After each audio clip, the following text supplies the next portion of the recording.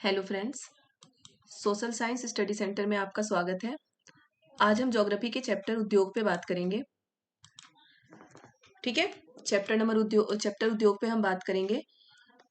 Video start करने से पहले जो भी इस चैनल पे नए हो प्लीज चैनल को सब्सक्राइब कर दें ताकि आगे आने वाले सारे वीडियो आप तक पहुंचते रहे, उसका नोटिफिकेशन आप तक पहुंचते रहे।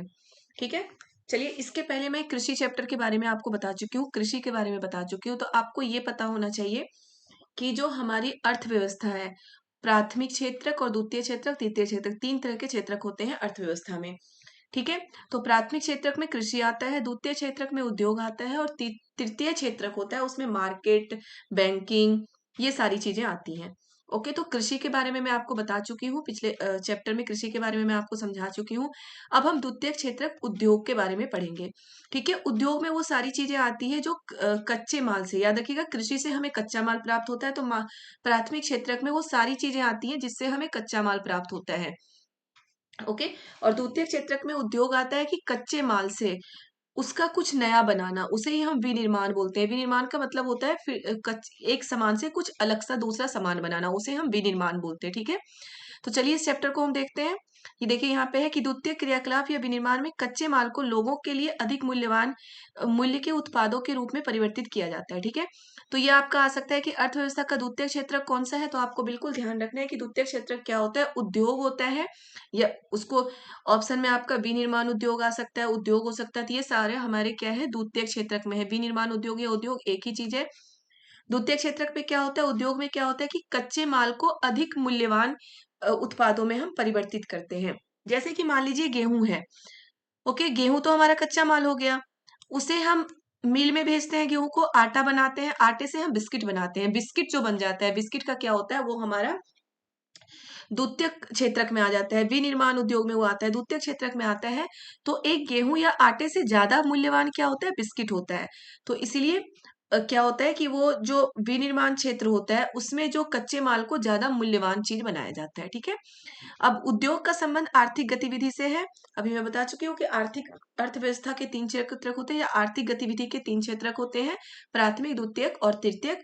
प्राथमिक में कृषि या वो सारी चीजें आती है जिससे हमें कच्चा माल प्राप्त होता है, जैसे कि वन हो सकता है, कृषि, और समुद्र से प्राप्त, समुद्र भी हमारे प्राथमिक क्षेत्रक में आता है। उद्योग हमारा द्वितीय क्षेत्रक में आता है। ठीक है, जो कि वस्तुओं के उत्पादन, खनिजों के निष्कर्षण एवं सेवाओं की व्यवस्था से संबंधित है। आपको बिल्कुल ये पॉइंट याद रखना है कि उद्योग का संबंध आर्थिक गतिविधि से है, जो कि वस्तुओं के उत्पादन यानी कि वस्तुओं के उत्पादन करना, खनिजों के निष्कर्षण, खनिजों को निकालकर उससे यूज के लायक बनाना, अथवा सेवाओं की व्यवस्था से संबंधित है। अब है उद्योगों का वर्गीकरण, यानी कि उद्योगों का वर्गीकरण किस प्रकार से किया गया है। तो याद रखिएगा कि उद्योगों का वर्गीकरण हमारे तीन तरीके से किया गया है, कच्चा माल, आकार और स्वामित्व। ठीक है, उद्योगों का वर्गीकरण यानी कि कहाँ कहाँ से हमें उद्योग प्राप्त होता है, किस किस तरह के उद्योग होते हैं। तो उद्योगों का वर्गीकरण तीन तरीके से किया गया है, कच्चा माल, आकार और स्वामित्व के आधार पर। अब कच्चा माल में क्या होता है, कच्चा माल में हमारे कृषि आधारित उद्योग हो सकता है, खनिज आधारित उद्योग और समुद्र आधारित उद्योग और वन आधारित उद्योग। में अभी आपको ऊपर बता चुकी थी कि कच्चे माल में कौन कौन से उद्योग आते हैं, कृषि आधारित उद्योग, खनिज आधारित उद्योग और समुद्र आधारित उद्योग और वन आधारित उद्योग। ठीक है, कृषि आधारित उद्योग में क्या होता है, कृषि से जो हमें अनाज प्राप्त होता है, जो चीजें प्राप्त होती है, उसका हम कुछ मतलब मूल्यवान दूसरी वस्तु बनाते हैं, उसे हम कृषि आधारित उद्योग कहते हैं। जैसे कि मान लो कृषि से हमें क्या प्राप्त हो गया, कपास प्राप्त हो गया है, तो वो कच्चा माल हुआ। अब जो कपास से हम कपड़ा बनाते हैं, वो याद रखिएगा वो कृषि आधारित उद्योग, यानी कि वो क्या होता है हमारा कच्चा माल पर मतलब कि उद्योगों का वर्गीकरण कच्चे माल का, कच्चा माल, आकार और स्वामित्व के आधार पर मैंने बताया था। तो कच्चे माल के आधार पर वो उद्योग है कि जो ये हमारा कपड़ा बनाना, कपड़े जो बनाए जाते हैं कपास से, वो कृषि आधारित उद्योग है। यानी कि कृषि पे, अगर कृषि नहीं होगा, हमें कपास प्राप्त नहीं होगा, तो हम कपड़ा नहीं बना सकते, सूती कपड़ा हम नहीं बना सकते। तो यही है, कृषि आधारित उद्योग में क्या होता है, कपड़े बनाना, वनस्पति तेल, सूती वस्त्र, खाद्य संसाधन या डेयरी, चर्म उद्योग, ये सारे क्या आते हैं, कृषि आधारित उद्योग में आते हैं। दूसरा है खनिज आधारित उद्योग। खनिज आधारित उद्योग में क्या होता है, अयस्क, लोहा इस्पात उद्योग, ये सभी किस चीज में आते हैं, खनिज आधारित उद्योग में। ठीक है, अयस्क और लोहा इस्पात उद्योग ये सभी किस चीज में आते हैं, खनिज आधारित उद्योग में। लोहे का हम बहुत जगह प्रयोग करते हैं, ऐसा कोई भी चीज ना हो जिसमें हमें लोहा देखने को नहीं मिलता, लोहे का हर जगह प्रयोग होता है। ठीक है, इसलिए लोहे का मतलब उद्योग के क्षेत्र में लोहे का महत्व बहुत ही ज्यादा है। अब देखिए समुद्र समुद्र आधारित उद्योग में क्या है, सागरों और महासागरों से प्राप्त उत्पादों का उपयोग कच्चे माल के रूप में करते हैं। समुद्री खाद्य प्रसंस्करण उद्योग और मत्स्य तेल निर्माण के लिए कुछ उदाहरण हैं। वन आधारित उद्योग भी होते हैं, वन से हमें लकड़ियां मिलती हैं, लुगदी मिलती है, लुगदी जिससे कागज हम बनाते हैं, औषधीय रसायन मिलते हैं, और हमें फर्नीचर बनाने के लिए लकड़ियां मिलती है। ये सारे क्या होते हैं, वन आधारित उद्योग। यानी कि मान लो कि हम फर्नीचर बना रहे हैं, फर्नीचर बनाने का कोई उद्योग कर रहा है, तो वो किस तरह का उद्योग कर रहा है, वन आधारित उद्योग है उनका। तो ये आपका क्लियर हो गया होगा कि कृषि आधारित उद्योग यानी कि जो कच्चे माल के मतलब उद्योगों का वर्गीकरण मैंने बताया था, कच्चा माल, आकार और स्वामित्व। तो कच्चा माल आपका क्लियर हो जाना चाहिए कि कच्चा माल में क्या होता है, कृषि आधारित उद्योग क्या होता है। आप बिल्कुल ध्यान रखिए, जैसे कि आप कपड़े पहन रहे हैं, सूती कपड़ा हम पहन रहे हैं, ठीक है। जब हम सूती कपड़े का इस्तेमाल कर रहे हैं, तो वो जो बनाया जा रहा था सूती कपड़ा, वो उद्योग है। तो वो कौन से उद्योग है, किस उद्योग का उदाहरण है, तो कृषि आधारित उद्योग का उदाहरण है। जो हम गुड़ या चीनी खाते हैं, ओके, वो किस उद्योग का उदाहरण है, वो कृषि आधारित उद्योग का उदाहरण है, क्योंकि हमें गन्ना कृषि से प्राप्त हो रहा है, उससे हम गुड़ और चीनी बना रहे हैं, तो वो कृषि आधारित उद्योग का उदाहरण है। हम जो तेल अपने खाने में इस्तेमाल करते हैं, तेल किस उद्योग का उदाहरण है, कृषि आधारित उद्योग का उदाहरण है, ठीक है, क्योंकि उसका कच्चा माल हमें कहाँ से प्राप्त होता है, कृषि से प्राप्त होता है, ठीक है। मछली खाते हो आप, बहुत सारे मत्स्य तेल या फिर उस तरह की चीजें हम इस्तेमाल करते हैं, तो वो समुद्र आधारित उद्योग का उदाहरण है, ओके। समुद्र आधारित लोहे का इस्तेमाल आपको भी बता चुके हो कि ऐसा कोई भी चीज नहीं है जहां पे लोहे का इस्तेमाल ना हुआ हो। मतलब 99% वैसी चीजें होती हैं जहां पे लोहे का इस्तेमाल होता है। तो जो लोहा, कोई भी मशीनरी बन रहा है, बेड बन रहा हो, आपके दरवाजे कोई भी बन रहा हो, उसमें लोहे का इस्तेमाल होता है, तो वो कौन सा उद्योग है, वो हमारा खनिज आधारित उद्योग है, क्योंकि वो हमें खनिज से प्राप्त हो रहा है, ओके। मशीनरी, भारी, ये सभी लोहे से होता है, इसलिए। अब वन आधारित उद्योग, फर्नीचर बनाना, वो सब किसके लिए है, वन आधारित उद्योग, ओके। अब देखिए आकार के आधार पे तो आपको पता होगा, दूसरा क्या है आपका, आकार के आधार पे तो आपको पता होगा, आकार या तो बड़ा हो सकता है या छोटा हो सकता है, ठीक है। स्वामित्व क्या है, स्वामित्व का मतलब है अधिकार, यानी कि उस उद्योग पे किसका अधिकार है। तो हमें याद रखना है, कच्चा माल यानी कि जहां से कच्चा माल प्राप्त हो रहा हो, आकार यानी कि आकार या तो बड़ा या छोटा हो सकता है, स्वामित्व यानी कि स्वामित्व का मतलब होता है कि उस उद्योग पे किसका अधिकार है, ओके। तो देखिए आकार के आधार पर देखिए ये है लघु आकार के उद्योग और बृहत आकार के उद्योग। लघु आकार के उद्योग क्या होते हैं, मतलब आकार के आधार पर उद्योगों का वर्गीकरण किया गया है, लघु आधार आकार के उद्योग और बृहत आकार के उद्योग। ये क्वेश्चन देखिए आपका ऐसे आ सकता है कि उद्योगों का वर्गीकरण आकार के आधार पर कैसे किया गया है, या फिर ये आ सकता है कि जो कुटीर उद्योग वो किस तरह के उद्योग हैं। तो क्या है, कुटीर उद्योग कैसा होता है, लघु आकार के उद्योग। याद रखिएगा, आकार के तरह विभाजन किया गया उसका, और लघु आकार के उद्योग हैं, ठीक है। उद्योगों का वर्गीकरण जो है आकार के आधार पर, तो लघु आकार के उद्योग में आते हैं कुटीर उद्योग या घरेलू उद्योग, छोटे पैमाने के उद्योग होते हैं। तो ये उद्योग किस तरह के आते हैं, लघु आकार के उद्योग आते हैं। और बहुत सारे उद्योग होते हैं, जैसे रेशम बुनाई और खाद्य प्रक्रम उद्योग, लघु पैमाने के उद्योग हैं ये सारे लघु, क्योंकि ये कुछ लोग या तो एक फैमिली या फिर कुछ लोग मिलकर कहते हैं। अब देखिए ये है ऑटोमोबाइल है, भारी मशीनों मशीनों का उत्पादन बड़े पैमाने का उद्योग है, तो ये किसमें आता है, बृहत आकार के उद्योग में। जो छोटे मोटे काम किए जाते हैं, आप बहुत तरीके देते हैं, कोई कृषि करके मखाने की कृषि कर रहा है, देखिए यहाँ पे मखाना दिया गया है, ठीक है, मखाने पे कृषि कर रहे हैं आपके, ये रेशम बना रहा है, तो ये सब क्या है, लघु आकार के उद्योग है, क्योंकि ये एक फैमिली, दो तीन फैमिली या फिर ऐसे मिलकर लोग काम करते हैं, ठीक है। कुटीर उद्योग जैसे टोकरी बनाना, मिट्टी के बर्तन बनाना, मूर्तियां बनाना, ये सब लघु आकार के उद्योग में आता है। और जो ऑटोमोबाइल या भारी मशीनों या फिर गाड़ियां, बड़ी बड़ी गाड़ियां बनाना, ये सभी किस चीज में आता है, बृहत आकार के उद्योग में आता है, ठीक है। तो आकार के उद्योग, आकार के आधार पर उद्योगों का वर्गीकरण आप समझ गए होंगे। अब है स्वामित्व के आधार पर। स्वामित्व का भी मैंने आपको बताया था, स्वामित्व का मतलब होता है कि दो तरीके से नहीं, कि उसमें किसका अधिकार है। तो देखिए क्या क्या है इसमें, संयुक्त क्षेत्र का उद्योग और सहकारी क्षेत्र का उद्योग। स्वामित्व के आधार पर उद्योगों का वर्गीकरण किस तरह किया गया, संयुक्त क्षेत्र का उद्योग और सहकारी क्षेत्र का उद्योग। संयुक्त क्षेत्र के उद्योग स्वामित्व संचालन राज्यों और व्यक्तियों के समूह द्वारा किया जाता है, जैसे मारुति उद्योग लिमिटेड संयुक्त क्षेत्र का उद्योग है। इसमें क्या है, राज्य और एक व्यक्ति या व्यक्ति के समूह दोनों मिलकर इस उद्योग को चलाते हैं, उसे हम बोलते हैं संयुक्त क्षेत्र का उद्योग।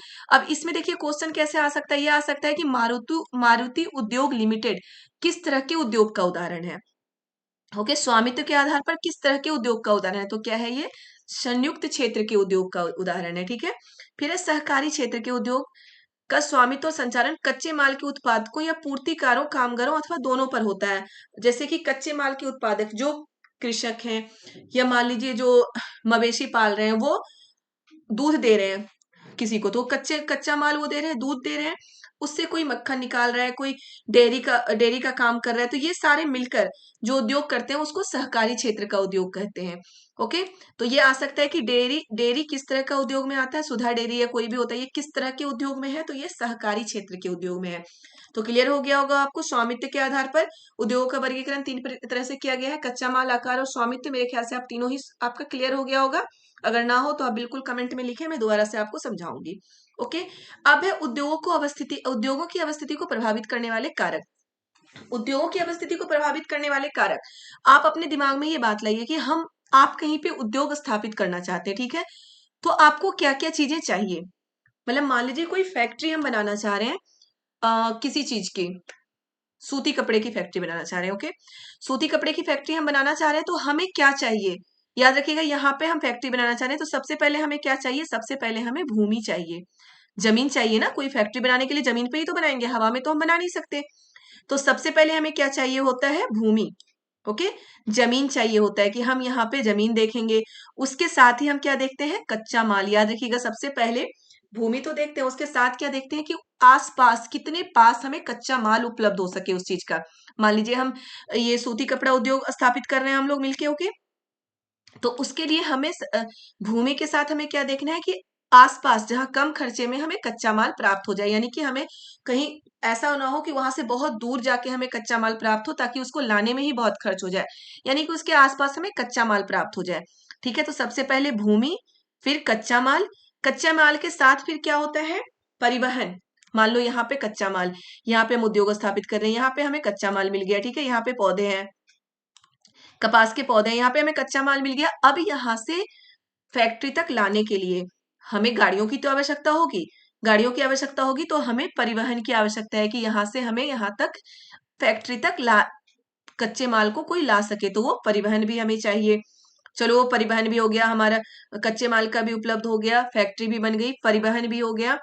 अब क्या है, सब कुछ हो तो उसको, मतलब कि क्या कहते हैं उसे, अब इन सब चीजों को ये बनाने के लिए, ओके, हमारा बिल्डिंग बनाने के लिए, फैक्ट्री बनाने के लिए हमें किस चीज क्या चाहिए, पूंजी चाहिए, और कच्चे माल को खरीदने के लिए हमें पूंजी चाहिए। तो पूंजी भी, यानी कि हमें पैसे भी मिल गए, पैसे भी होना चाहिए, पूंजी हो गया। अब क्या चाहिए कि यहाँ पे हमें मशीनरी चाहिए ना, मशीनरी तो चाहिए, यानी कि मशीनें चाहिए वहां पे, कच्चे माल से, कपास से हमें कपड़ा बनाने के लिए। तो उसके लिए हमें किसकी आवश्यकता होती है, मशीनों को चलाने के लिए हमें लेबर की आवश्यकता होती है, हमें श्रम की आवश्यकता होती है। ठीक है, अब मशीन, ये बता दो, क्या कोई लेबर अपने आप चला सकता है, नहीं चला सकता, उसके लिए विद्युत की आवश्यकता होती है, यानी कि बिजली की आवश्यकता होती है।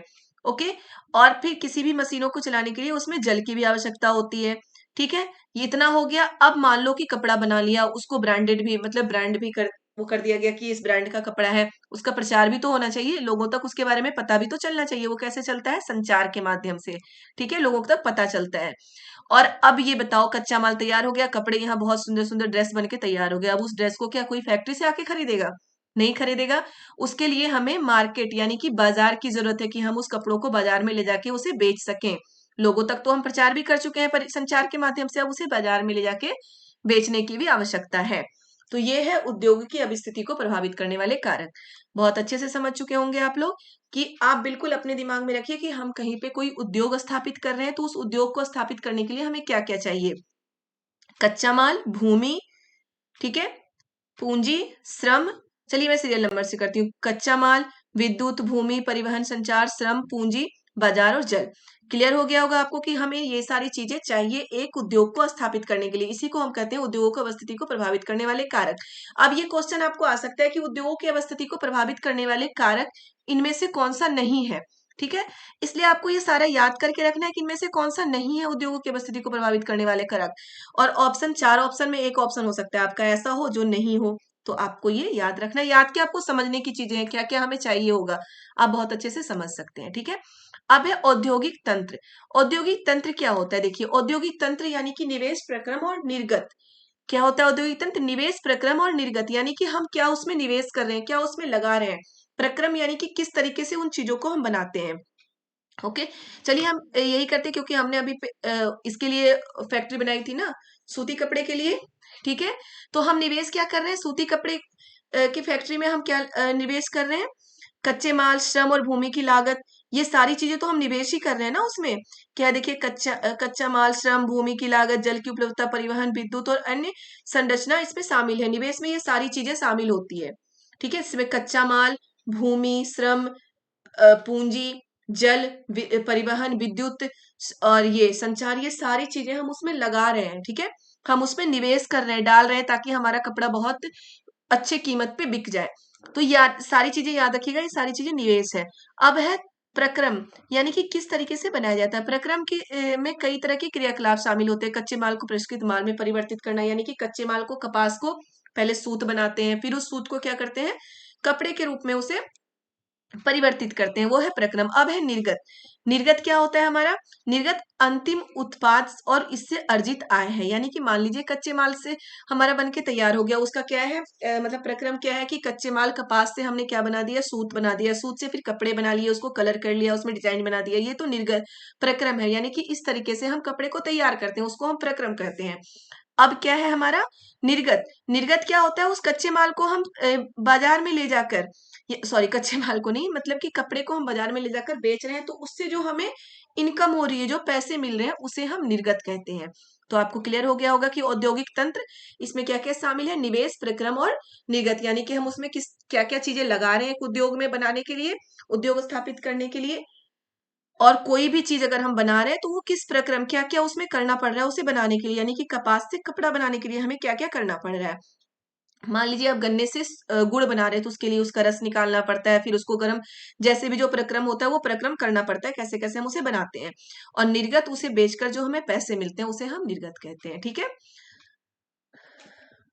देखिए प्रक्रमों क्या है, ओटाई, कटाई, बुनाई, रंगाई, ये सब शामिल होती है, जो अभी मैं आपको बता चुकी हूँ भैया। अब है हमारा औद्योगिक प्रदेश। याद रखिएगा, औद्योगिक प्रदेश क्या होता है, औद्योगिक प्रदेश का विकास तब होता है जब कई तरह के उद्योग एक दूसरे के निकट स्थित होते हैं और अपनी निकटता के लाभ आपस में बांटते हैं। मतलब कई तरह के उद्योग क्या होते हैं, एक दूसरे के निकट, यानी कि जिसको औद्योगिक प्रदेश बोल सकते हैं, कि वहां पे कई तरह के उद्योग हैं। ठीक है, वो एक दूसरे के आसपास होते हैं, बहुत तरह के सूती कपड़ा उद्योग हो गया, गुड़ चीनी का हो गया, गुड़ का हो गया, ये लोहा इस्पात उद्योग के, बहुत तरह के उद्योग एक दूसरे के निकट है और एक दूसरे की वो हेल्प करते हैं, निकटता से लाभ आपस में बांटते हैं, उसे हम बोलते हैं औद्योगिक प्रदेश। ओके, देखिए यहाँ पे औद्योगिक प्रदेश के बारे में भी बताया गया है। औद्योगिक प्रदेश, ये जो जो ब्लैक क्षेत्र है, इसमें औद्योगिक प्रदेश के बारे में हमें बताया गया है। मुंबई भी औद्योगिक प्रदेश है, चेन्नई औद्योगिक प्रदेश है भारत में। ओके, और ये गंगा घाटी का जो क्षेत्र है, जो हम उत्तरी मैदान का क्षेत्र बोलते हैं, ये भी औद्योगिक प्रदेश है, क्योंकि आपको पता है कि उत्तरी मैदान के क्षेत्र में हमें कच्चा माल भी बहुत अच्छे से प्राप्त होता है, जल की भी उपलब्धता होती है, इसे भी हम औद्योगिक, ये भी औद्योगिक प्रदेश है भारत में। ओके, औद्योगिक विपदा, याद रखिएगा, आपको औद्योगिक विपदा क्या होता है। औद्योगिक विपदा क्या हुआ है कि उद्योग के कारण अगर बहुत बड़ा नुकसान हुआ है किसी समाज को, किसी मतलब कि किसी शहर में बहुत बड़ा नुकसान होता है, तो उसे औद्योगिक विपदा कहते हैं। यूनाइटेड कार्बाइड फैक्ट्री में यही हुआ था कि वहां पे कोई एक क्या है, विषैली मिथाइल गैस थी, जो लीक हो गई थी।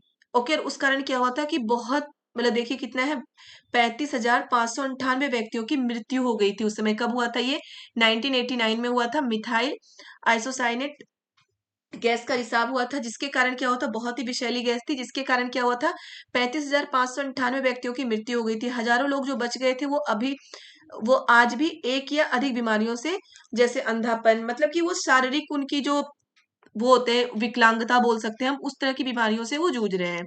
तो ये हमारी होती है औद्योगिक विपदा, बहुत नुकसानदेह होता है औद्योगिक विपदा, याद रखिएगा। अब है प्रमुख उद्योगों का वितरण।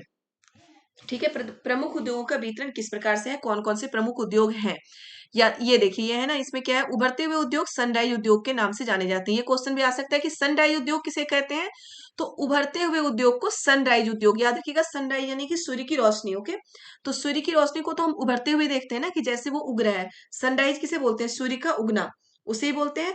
तो वही है, जो उभरते हुए उद्योग होते हैं, उसे हम क्या बोलते हैं, सनराइज उद्योग। याद रखिएगा, सूर्य का उगना यानी कि उद्योग का उभरना। ओके, उसे सनराइज उद्योग से के नाम से जानते हैं। इनमें सूचना प्रौद्योगिकी, स्वास्थ्य लाभ, सत्कार तथा ज्ञान से संबंधित उद्योग शामिल हैं। तो ऐसे क्वेश्चन भी आते हैं कि सूचना प्रौद्योगिकी उद्योग किस तरह के उद्योग में शामिल है, तो सनराइज उद्योग में शामिल है ये, यानी कि ये सारे क्या है, उभरते हुए उद्योग हैं। ठीक है। अब देखिए उद्योगों का वर्गीकरण क्या है, लोहा इस्पात उद्योग, वस्त्र उद्योग काफी पुराने उद्योग होते हैं, और इस तरह से उद्योगों का वर्गीकरण लोहा इस्पात उद्योग और बहुत सारे उद्योग हैं आपके। इसमें लोहा इस्पात उद्योग का ही है। लोहा इस्पात उद्योग और जो वस्त्र उद्योग यानी कि कपड़े का उद्योग है, वो बहुत पुराना उद्योग है। कपड़े का उद्योग के बारे में तो आपको पता है कि भारत में सूती कपड़ा का उद्योग बहुत पहले से चलता आ रहा है, अंग्रेजों के आने के पहले से चलता आ रहा है, और भारतीय सूती कपड़े की मांग यूरोप में बहुत ज्यादा थी। ठीक है। अब लोहा इस्पात उद्योग, लोहा इस्पात उद्योग क्या होता है, उद्योग, लोहा इस्पात उद्योग भी बहुत से निवेश प्रक्रम और निर्गत शामिल होते हैं। लोहा इस्पात उद्योग में भी निवेश प्रक्रम और निर्गत शामिल होते हैं, क्योंकि वो जमीन के अंदर से वो निकाला जाता है।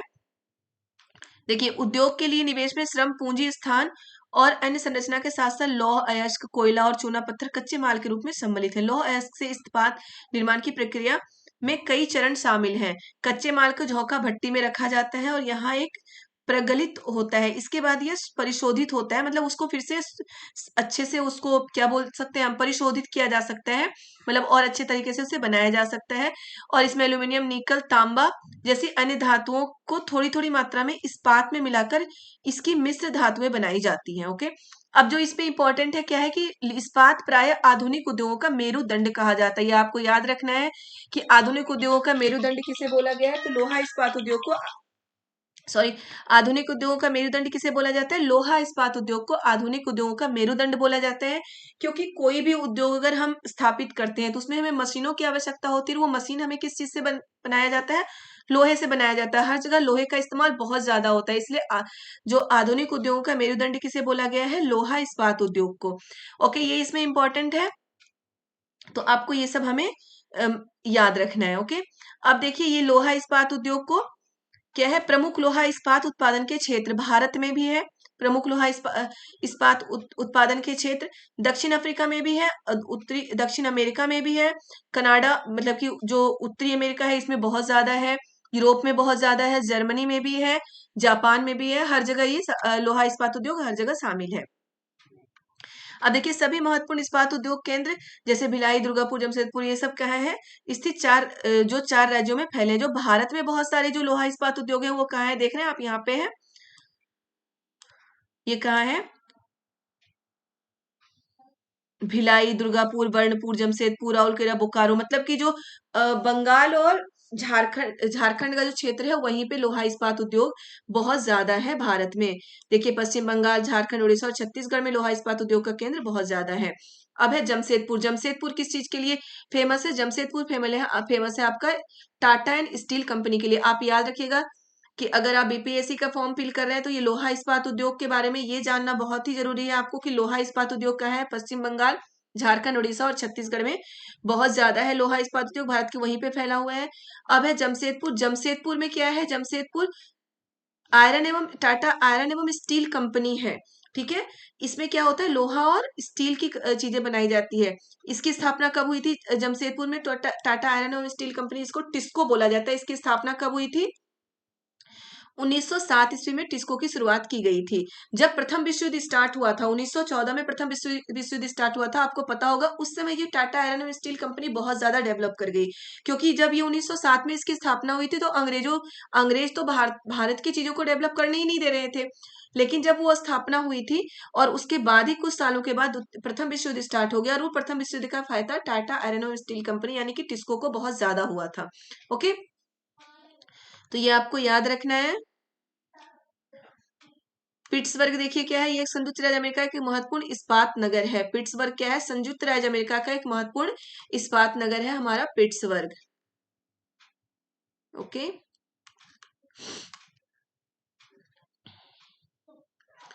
चलिए हम नेक्स्ट देखते हैं। ये तो उद्योग चैप्टर में आपको बहुत अच्छे से समझा चुकी हूँ। जो भी पॉइंट मैंने आपको बताया वो पॉइंट आप बहुत अच्छे से याद कर लीजिए।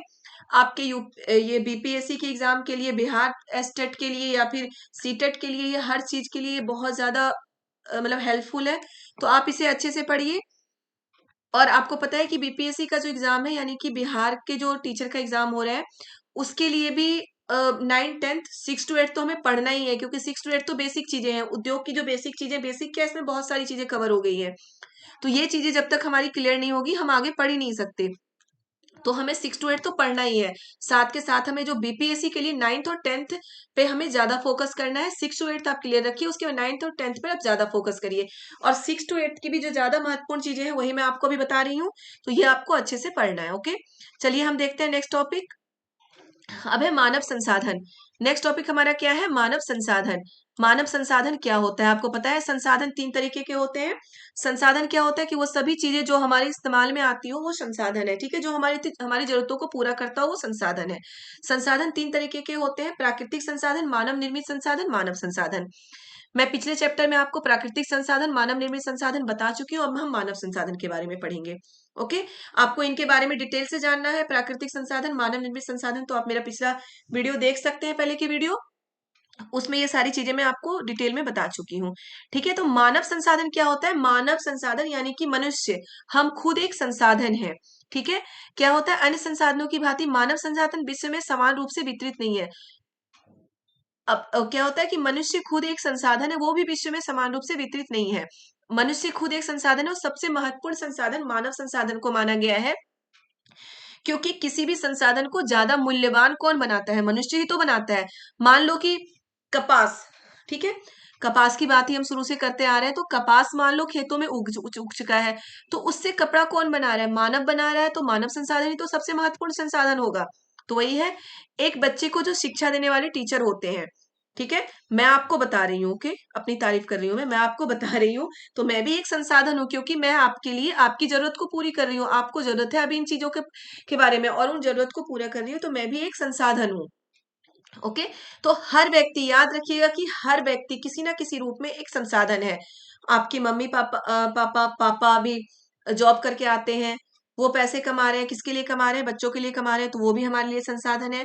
मम्मी खाना बना के हमें दे रही है, वो भी हमारे लिए संसाधन है। हम अपने बच्चों को तैयार कर रहे हैं, स्कूल भेज रहे हैं, उसे नाश्ता दे रहे हैं, तो हम अपने बच्चों के लिए संसाधन है। अगर कोई रोड क्रॉस नहीं कर पा रहा, उसे आप रोड क्रॉस करा रहे हैं, तो आप उसके लिए एक संसाधन है। तो याद रखिएगा, हर व्यक्ति किसी न किसी रूप में एक संसाधन है। लेकिन मूल्यवान संसाधन और सबसे महत्वपूर्ण संसाधन क्या कौन होता है? शिक्षित।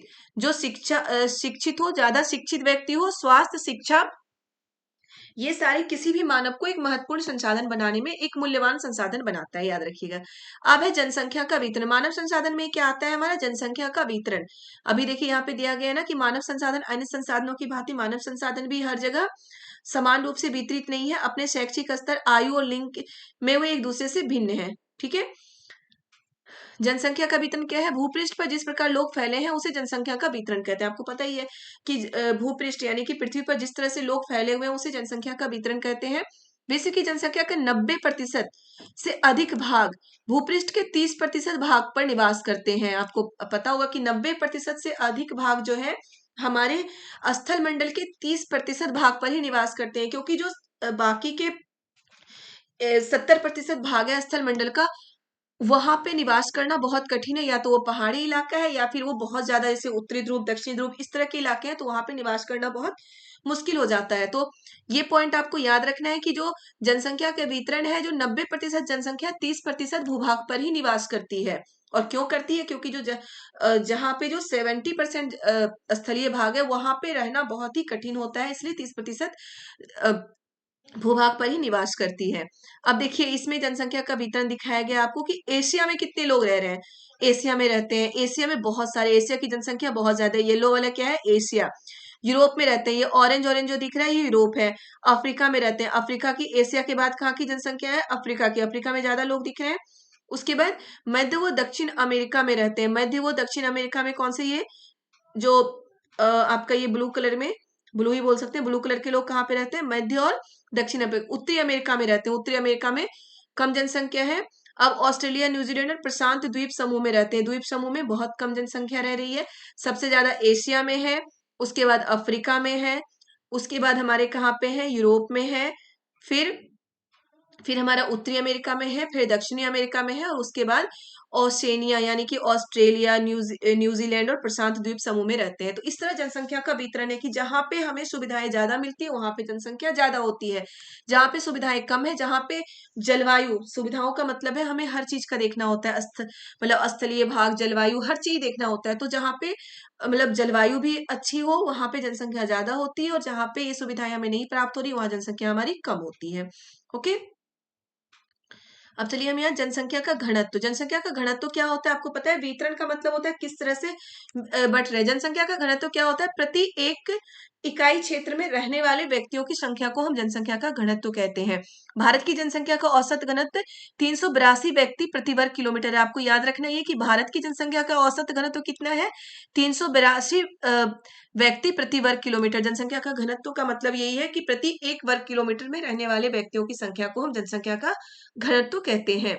इसमें जो पॉइंट है बिल्कुल जो आ सकते एग्जाम में वही पॉइंट मैं आपको बता रही हूँ, ज्यादा डिटेल से मैं नहीं बता रही हूँ। ओके, अब जनसंख्या वितरण को प्रभावित करने वाले कारक कौन कौन से हैं? ठीक है, भौगोलिक कारण यानी कि पृथ्वी के जो भौगोलिक कारक होते हैं, पहले उस कारकों को हम देखते हैं कि जनसंख्या वितरण को स्थलाकृति बहुत ज्यादा प्रभावित करती है। पहाड़ी इलाके में लोग कम रहते हैं जबकि मैदानी इलाकों में लोग ज्यादा रहना चाहते हैं। ठीक है, जलवायु अभी मैं ऊपर बता चुकी हूँ, जहाँ की जलवायु बहुत अच्छी होती है वहां जनसंख्या ज्यादा होती है, जहाँ की जलवायु या तो बहुत ठंडी होगी या बहुत गर्म होगी वहां की जनसंख्या कम होती है। और ध्रुवीय क्षेत्रों में भी जनसंख्या कम होती है क्योंकि वहां बहुत ही ठंडी, वहां की जलवायु बहुत ही ठंडी है। मृदा, मृदा का मतलब है मिट्टी, जहाँ की मिट्टी ज्यादा उपजाऊ होगी वहां हमें फसल ज्यादा अच्छे से प्राप्त होंगे, तो वहां जनसंख्या ज्यादा होती है। ठीक है, जल, जल की उपलब्धता भी जनसंख्या को प्रभावित करती है, जनसंख्या वितरण को। खनिज, खनिज जहाँ पे खनिज निक्षेपों वाले क्षेत्र में अधिक बसे हुए होते हैं लोग, क्योंकि वहां पर हमें रोजगार मिल जाता है। ओके, तो ये सारी चीजें हम देखते हैं कि वहां पे हमें रोजगार मिल सकता है। तो भौगोलिक कारण, जनसंख्या वितरण का भौगोलिक कारण क्या है?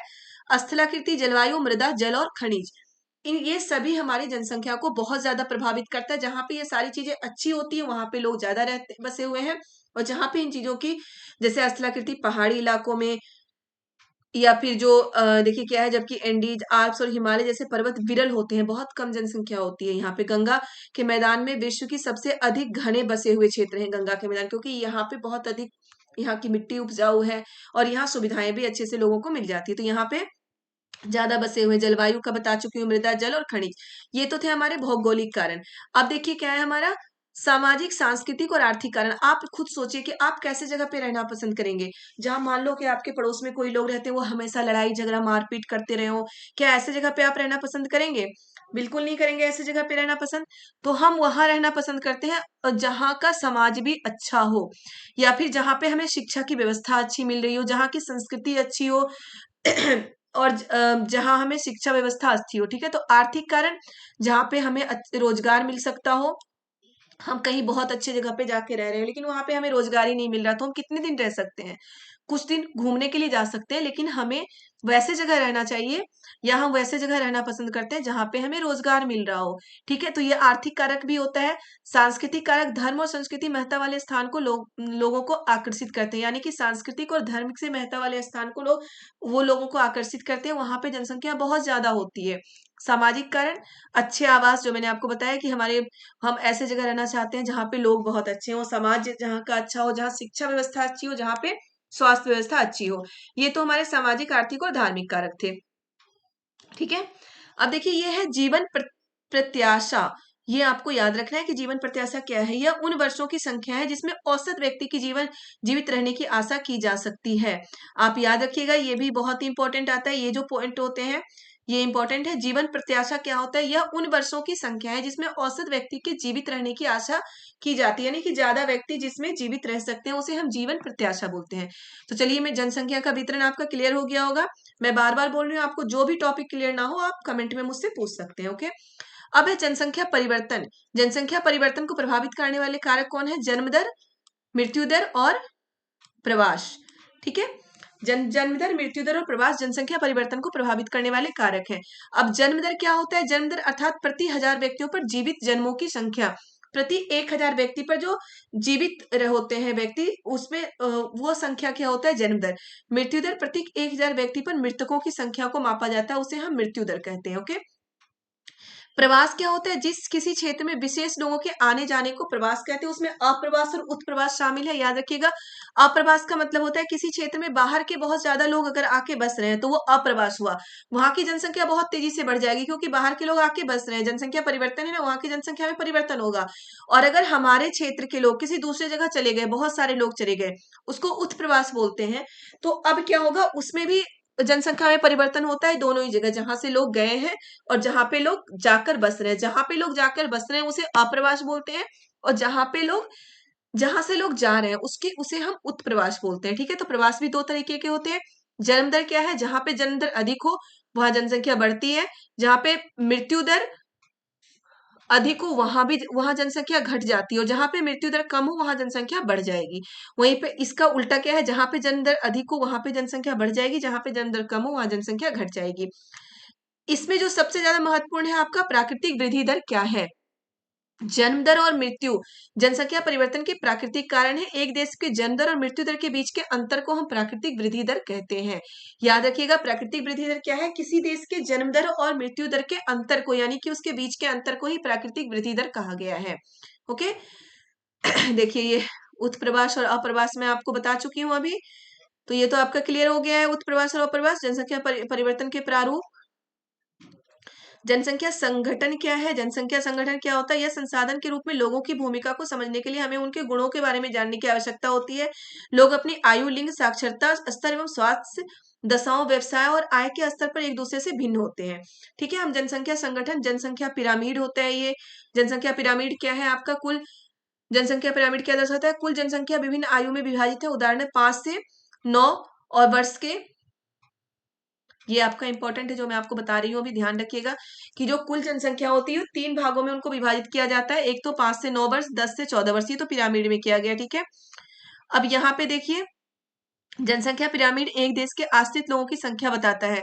जो जनसंख्या पिरामिड होती है उसमें क्या, 15 वर्ष से कम आयु जनसंख्या का जो प्रारूप है उसको 3 भागों में बांटा गया है। पहला तो 15 वर्ष से कम आयु, ठीक है, फिर 16 से 65 वर्ष के आयु, 15 से 65 वर्ष की आयु, और 65 से ज्यादा वर्ष की आयु। तो याद रखिएगा, जो 15 वर्ष या 16 वर्ष से कम आयु के लोग होते हैं वो भी अपने पेरेंट्स पे डिपेंड होते हैं। जो 60 या 65 वर्ष से ज्यादा आयु के लोग होते हैं वो भी किस पे डिपेंड होते हैं? अपने बच्चों पे डिपेंड होते हैं। ठीक है, तो जो हमारी आश्रित जनसंख्या है, आश्रित जनसंख्या कौन है? 15 वर्ष से कम आयु के लोग और 65 वर्ष से ज्यादा आयु के लोग आश्रित जनसंख्या है। और आर्थिक रूप से सक्रिय जनसंख्या किसे बोला गया है? 15 से 65 वर्ष के लोगों को आर्थिक रूप से सक्रिय जनसंख्या बोला गया है। तो आप ये बिल्कुल ये पॉइंट याद रखिएगा कि जो आश्रित जनसंख्या यानी कि जो डिपेंड होते हैं, जो बच्चे होते हैं वो अपने पेरेंट्स पे डिपेंड होते हैं, और हमारे पेरेंट्स जब वृद्ध हो जाते हैं, बूढ़े हो जाते हैं, तो वो हमारे ऊपर डिपेंड होते हैं, बच्चों के ऊपर। ठीक है, तो यही है, उन्हें हम आश्रित जनसंख्या बोलते हैं। जिस तरह हम अपने बच्चों के लिए केयर करते हैं, वैसे ही हमें अपने वृद्ध पेरेंट्स को भी मतलब प्यार देना चाहिए, उनका भी केयर करना चाहिए। ठीक है, अब ये हमारे ऊपर आश्रित है, जैसे हम उनके ऊपर एक समय आश्रित थे, अब वो हमारे ऊपर आश्रित है, तो हमें उनका केयर जरूर करना चाहिए। ये तो चलिए वैसी बातें हो गई। अब चलिए आप बताती हूँ मैं कि आश्रित जनसंख्या कौन कौन सी है। 15 वर्ष से कम आयु के और 65 वर्ष से ज्यादा आयु के जो व्यक्ति होते हैं वो आश्रित जनसंख्या में आते हैं। अब है आर्थिक रूप से सक्रिय जनसंख्या, 15 से 65 वर्ष के लोग आश्रित रूप से सक्रिय जनसंख्या, क्योंकि ज्यादा ये जॉब में 18 से 60 वर्ष की तो होती है, सरकारी नौकरियां होती हैं, तो उसमें ये लोग क्या होता है, ज्यादा सक्रिय रूप से काम करते हैं। तो आर्थिक स्थिति देश की, जिस देश की जनसंख्या में 15 से 65 वर्ष के लोग ज्यादा होंगे वो उसकी आर्थिक स्थिति ज्यादा अच्छी होती है।